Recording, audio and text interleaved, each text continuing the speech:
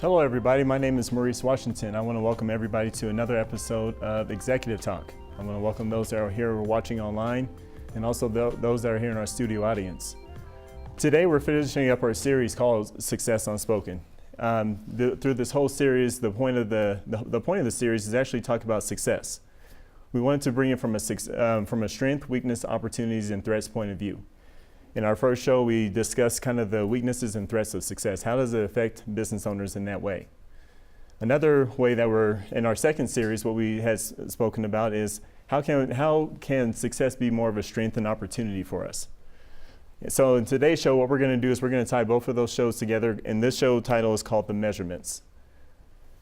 In our second show, what we had discussed is in order for a business owner to really quantify success, we need to actually bring some level of exposure to it. Success for a lot of us has a lot of different effects. Some of us are used to it. Some of us come from, athletics or a background of constantly just being successful at things and always attaining your goals. A lot of us struggle with it.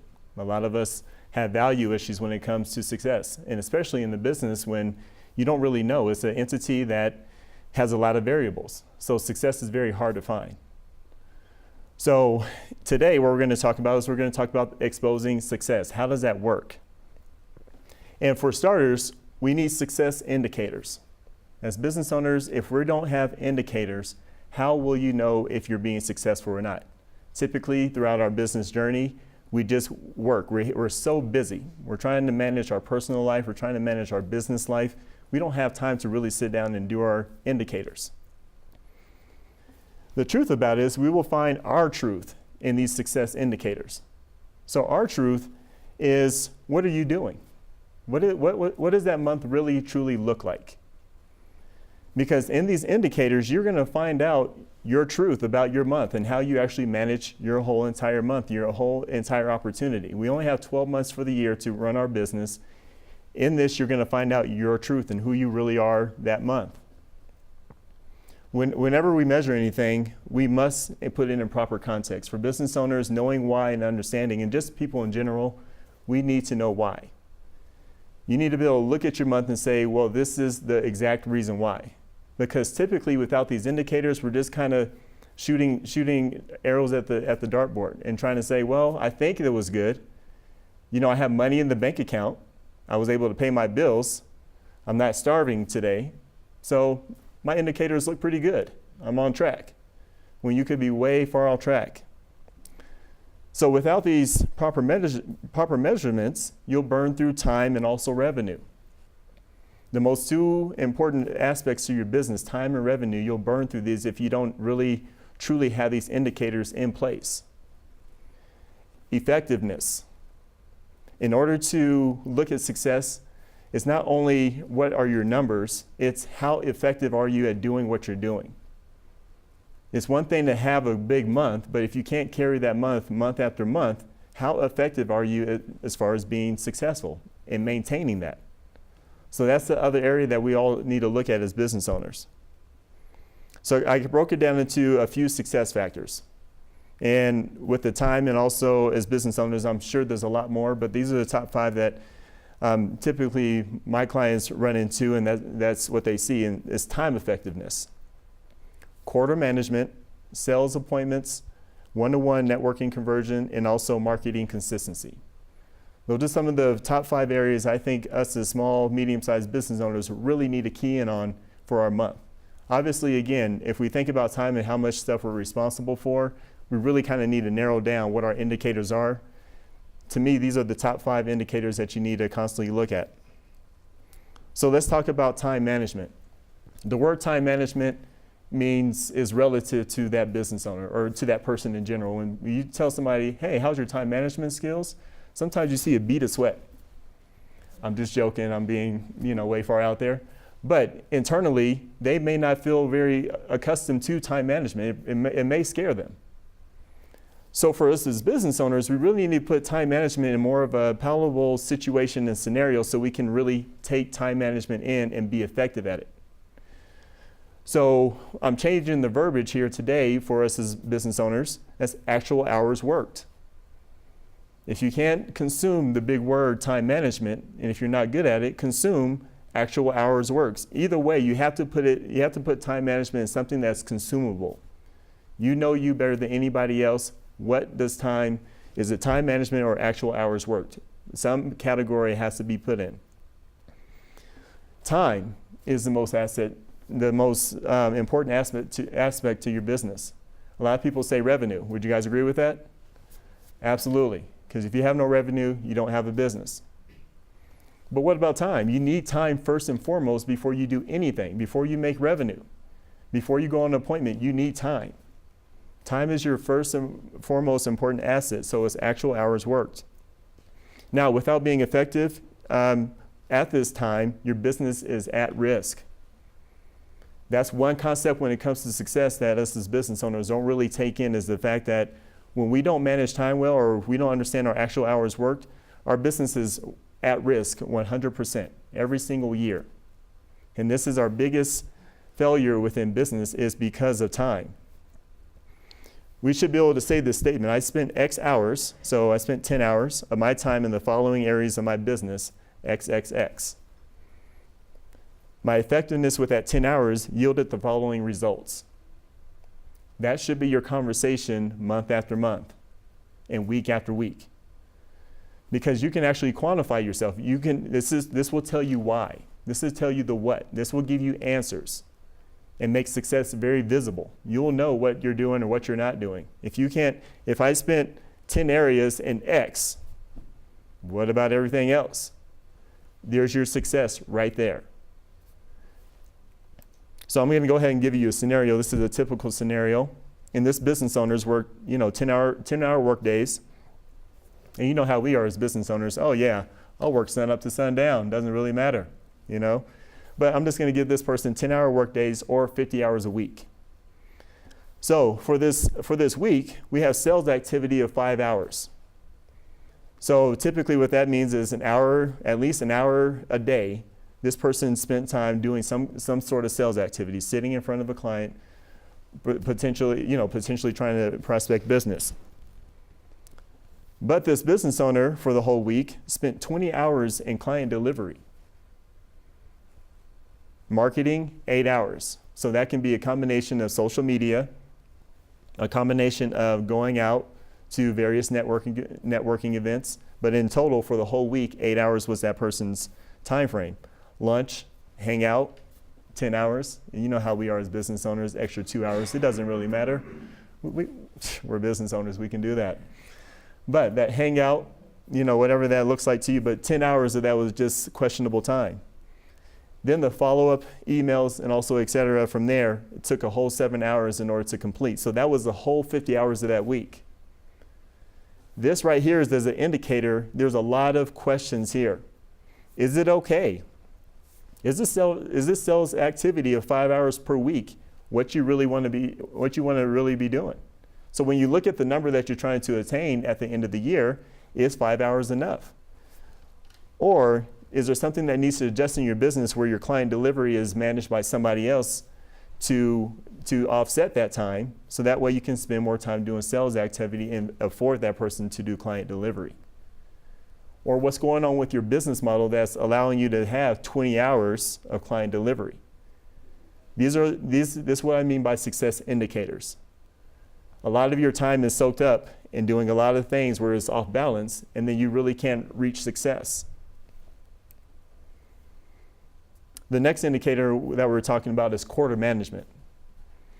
Okay, it's quarter effectiveness. And I'm saying the word effectiveness quite a lot because we don't really, in a lot of cases, success means it needs effectiveness. It's one thing to go to the gym, but if you sit there and look at the weights, not that very effective. Okay, depending on what you're working on is how you get those effective results. So in each quarter, it's your quarter effectiveness. And typically we as business owners and just as people in general, what we tend to do is we try to consume the whole year. Whenever we come to an end of the year, what we do is say, hey, I'm so excited about next year. I'm going to make it rain. There's money all over the place. This is my year. That's how we do. Immediately we consume the whole year in our speech and our presentation to everybody else. So already, if we're not used to doing well each year, we've already overwhelmed ourselves. Because typically what that does is it actually puts us into a race mode effort where we just run because we said it's going to be a great year until we make it a great year. We don't know what we're doing. We don't know. There's no effectiveness. It's just, can we make it a great year? That's really what we do. In business, quarters should support each other. The year is actually built to set up, the reason why we talk about it in a quarter is built to build upon each other. It's 4 quadrants throughout the year. And if you take it in a quadrant, it's consumable. Most business owners only have 9 to 10 months to earn revenue. How many people have slow months in their business by a show of hands? Okay, for a lot of business owners, sometimes it's 3 months, sometimes it's 2 months, sometimes it's spot throughout, but nonetheless, in general, we only have 9 months to work our business effectively before we run into some levels of pitfalls. So I'm going to go ahead and give you an example here from January to December, and we're going to go ahead and create a story out of it. So in January, we have a huge spike. This is when everybody's really motivated, everybody New Year's resolutions, we're racing, you know. And then February, we're like, whoo, okay, that was good. Now time to rest. So we still have some carryover from January, and then it kind of slows down, but you know, February is just as good and March is still peaking. So what happens to this business owner if they're consuming the whole year? Oh man, I'm doing so well this year. This is the best year ever. I knew it when I said it, when I woke up on January 1st, I just knew it. That's our mindset. So then April comes around, we have another good month, and then May pops, and then June seems to dwindle just a little bit here. And then July goes down to a real deep divot. And then August, it peaks a little bit. And then September goes into another divot. October starts to pick up, and then November and December, on and on. But what is the story here? We don't know. See, this story here in July and August, this was the time frame when this is their slow time frame. What should they have done in these first 2 quarters as a successful business owner? I have 6 months, so the statement is I have 6 months to prepare for my slow season. In order, if you're going to go into a slow season, you know it's going to happen. Your job as a business owner, as a solopreneur, is to say, at the very least in my 3rd quarter, I want to level out. I want to just be consistent those 3 months. And then what do you do in those slow seasons? A lot of business owners pack up their backpacks, okay, take extra vacations, and it's like, hey, it's slow season. That means it's not my season. Don't need to be here. Don't need to work. This is the most aggressive time when your slow seasons are happening that we as business owners need to market the most aggressive. Because it needs to prepare, because a lot of it needs to level out for the whole year's results, to pick up some slack, but also to prepare you for the last quarter. But if we take it in a quarter point of view, it will be easier for us to find that success and have more of a consistent year. So what about sales appointments? Okay, effectiveness again. Typically, we treat these appointments as tasks. And what I mean by that is we go to an appointment, and presumably so, depending on how you are as a business owner, how comfortable you are with your sales process, sometimes we go with the intent, this customer really does not want to buy it. They're not my target market, so I'm not even going to approach my business and tell them what I do. There's nothing effective that's going to happen in this appointment, so it doesn't really matter. So we spend a lot of time going to these appointments, sometimes, again, with a task mentality of, well, at least I did it. I had a little success because I met with somebody, feels good. How many sales opportunities per week do you have? Typically, we're not giving, so anytime we don't treat each appointment as a potential candidate for a referral, so on and so forth, you're not giving business ownership its proper just due, so it can give you a chance to meet you where you're at. The business is an entity, but is waiting for your activity to prove to you specifically. If we get this in our mind, it's waiting to prove to you consistently that you are successful, that this does work, this is valuable. But you have to give business ownership a chance to prove that to you. Every month, you should know your closing percentage. If somebody was to approach you today and say, what's your closing percentage? You know, you hear, oh yeah, everybody that comes to me, 100%, done. You know, you have some of those professionals out there, which is possible. It can be very, very good at closing. But then those don't answer, those are different numbers. So let's look at this. Let's look at this right here. How many sales opportunities did you have this month? So this particular business owner had 15 particular appointments for the month, okay? How many did that business owner close? They closed 5. So the closing percentage, the ratio was 30%. Okay, that was their closing for the month. Now again, that closing for the month, depending on what type of business owner that you have, can say, whoo, I had a great month. I'm killing it out there. This is going to be my year. But let me go ahead and take you guys into a whole perspective here. What does that other 70% mean? Again, trying to consume a year, what we end up doing is letting that 70% take over the rest of our business. And we have no clue what's happening within that. And what I mean is this: what is your annual story? If this business owner did this consistently every single month, 15 appointments a month, that's 180 sales opportunities for that business owner. 120 of those opportunities didn't close, and only 60 actual sales. So business owners that are not keeping track of their monthly sales feel like, hey, I made some money this year, I'll do better next year. Typically, this business owner will get SEO. Typically, they'll find SEO and say, hey, I just need more opportunities. That's not the wrong story in this. In this story, what it's telling you is 120 is where your success is at. That means overall, you spent 180 hours working your business. And 120 of those hours, you didn't close any business. This should give you the answer that maybe I need some sales training. Maybe I need this particular tool in order to help enhance what I'm doing. That's the story that I'm talking about as far as indicators for business owners. One-to-one networking conversion. How much time do you network? How is your one-to-one effectiveness? What do you quantify as good networking? Do you know what you're searching for prior to an event? I want you guys to really kind of think about those, because typically in our one-to-ones, we come to our one-to-ones just with our story. Hey, this is what I do. And if you know anybody that needs my help, just let them know I exist. Typically, your business owner knows 20 other people in your category of business. Are you giving yourself an opportunity to do anything? Okay, what do you quantify as good networking? There's plenty of networking events going on every single month, and typically we attend them. And within that attendance, we're going out at 4:30 when we don't want to, when it's snowing outside, and we're sleepy. We just want to be with the family or be with the TV, whatever that looks like for you. And we go to these networking events kind of with an attitude. We don't know our target market that we're looking for. We don't go with the attitude of, hey, these are the top 5 people that I'm looking for within this networking event, or to see if somebody knows these people. Okay, the effectiveness, your networking system. Sometimes our networking system is to collect business cards. We take them home. We put a little stack up. When we're on the phone talking to a client, we actually start playing with them and start making nice little triangles and toys out of them.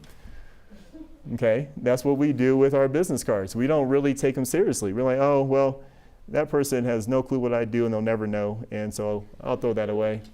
No problem.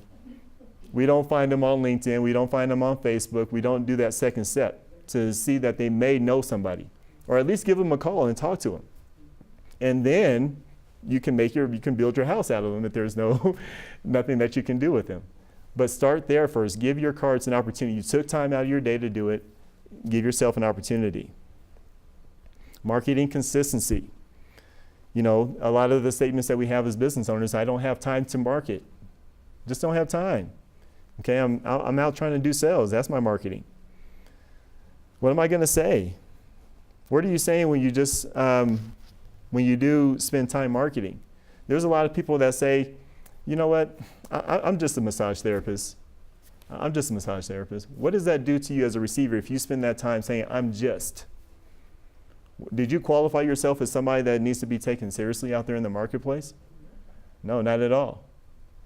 There should be some level of assertiveness saying, This is what I do. I'm a massage therapist. I'm looking to help people that have sports injuries and that need to feel better and that want to continue in the sport and activity that they're in.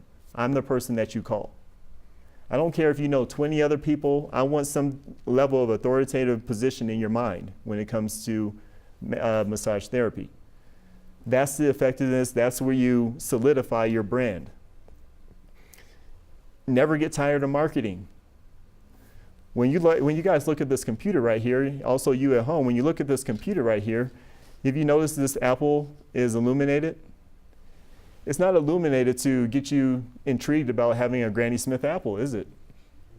It does not make you want to go to King Soopers and go get a Granny Smith apple. It's for the marketing. It's always in front of you. Branding, branding, branding, branding. Every time you say, oh man, my iPhone is not working right now, or my iPhone is working. Where's my iPhone? How many times did you brand iPhone? Quite a bit. That's how much branding happens within those bigger companies. We as business owners, oh, we don't have time. No, I don't have time. I'm a small business owner. I got a million things to do. And everybody's forgetting about you. Think about the information overload there on Facebook. If you scroll down, how much information of that do you forget? Probably a lot of it because there's a lot of randomness that goes on. But nonetheless, think about that perspective, and that's about how much we need a brand. So with that being said, what we'd like to do here on Executive Talk is we like to actually brands and business, or actually highlight specific business owners that are making a lot of moves here in the Denver marketplace. So today what we're going to do is we're going to introduce Darcy Woodham with Woodham Accounting Services. Welcome, Darcy. How are you doing today? I'm fabulous, Maurice. Awesome. Thank You look fabulous. You look fabulous. So tell us a little bit about your services and how you help people in the Denver marketplace. Okay. Well, how many of you love giving away your money to Uncle Sam at the end of every year? None? None? Nobody likes paying taxes. So here's a question. Which category do you fall in? Are you one of those rip the Band-Aid off and get it done early? Or are you somebody who just drags their feet and files at the very last minute? Or are you one of the rare people who actually just sticks your head in the sand and just, I'm not even going to think about taxes until the IRS catches up with you? Yeah, I have a few of those. I'm Darcy Woodham of Woodham Accounting Services, and I have actually been doing taxes now for 40 years. Yes, that's a 4 and a 0. I started when I was 2. Not really, but I like to think that. And that's what I do. I'm a tax accountant specializing in small businesses.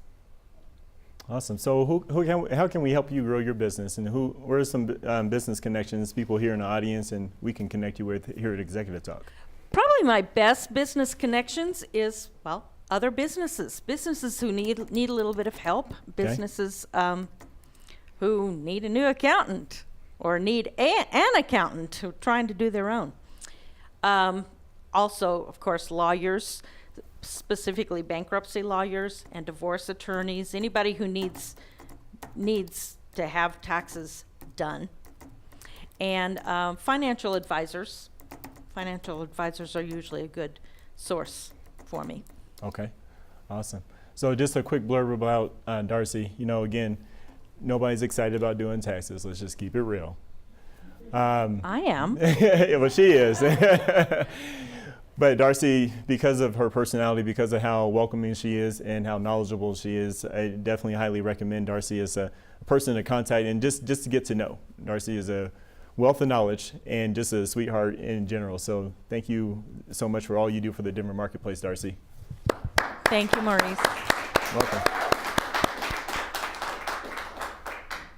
All right, we have one more business owner that we would like to highlight, and that's making a lot of moves here in the Denver marketplace. And it's Melove Tindall with Soundness. Welcome. Hello, Melove. How you doing today? Hi, Maurice. Thanks for having me here today. Thanks for being here. So tell us a little bit about your story and your business. Well, I am a hypnotherapist in Cherry Creek with Inner Soundness, and I help people that are suffering with stress, anxiety, depression, and insomnia. And instead of the traditional methods of medications where it just kind of band-aids and covers the surface problem, I go to the deep-rooted problems and find out where the problems are and remove the blocks and help train their subconscious so they can stop the negative talk, beating themselves up, and find that inner peace, love, and acceptance. Most people, hypnotherapy is a last resort. And people find that with my techniques that they get results right away and they see dramatic changes right away. And my goal is to help my clients become self-sufficient as fast as possible. So in addition to the session, they receive tools and MP3 recordings of the session to help reinforce everything that we work on. And I do offer free consultations. So if you have questions about hypnotherapy and how it works and why it works, or if you want to know if it's a good fit for you, feel free to contact me. And again, my name is Melove with Inner Soundness. All right, Melove. So who are some business connections that will help you in your journey?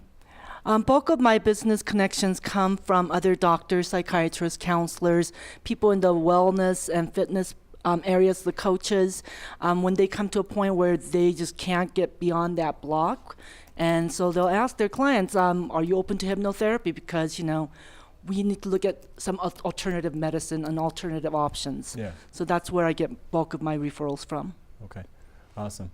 Well, thank you so much for being here on Executive Talk. Thank you. And Melove, just a quick thing about Melove. I've known her for quite a few years, and this is the woman she's a driver, and she does get results, and that's where her focus is. And when she says she loves her clients, she absolutely does. So thank you for all you do in your line of work, and just continuously stay in that drive.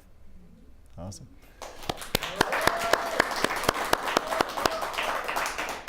So before we end the show, I'm gonna tell you guys a quick little story about myself in general when it came to success. I want to kind of throw myself out on Front Street. When I'm actually talking about this theme of success, it hasn't really been one of my main themes in my life. It's actually been one of the toughest things for me. I didn't really recognize it. I just thought everything kind of came easy. And part of my journey within business ownership, it affected a lot. It wasn't until recently, kind of this year, that I really kind of made amends with where I was at with success and my own personal struggle with it. These success factors, everything I'm talking about is everything that I had to look in the mirror and actually deal with myself specifically.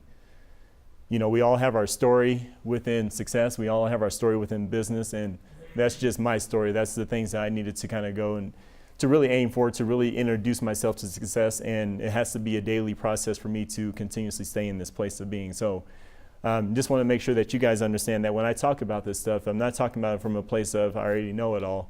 It's been part of my business struggle as well. So I hope for those that are here in the studio and those that are watching online, you guys understand the truth behind the story.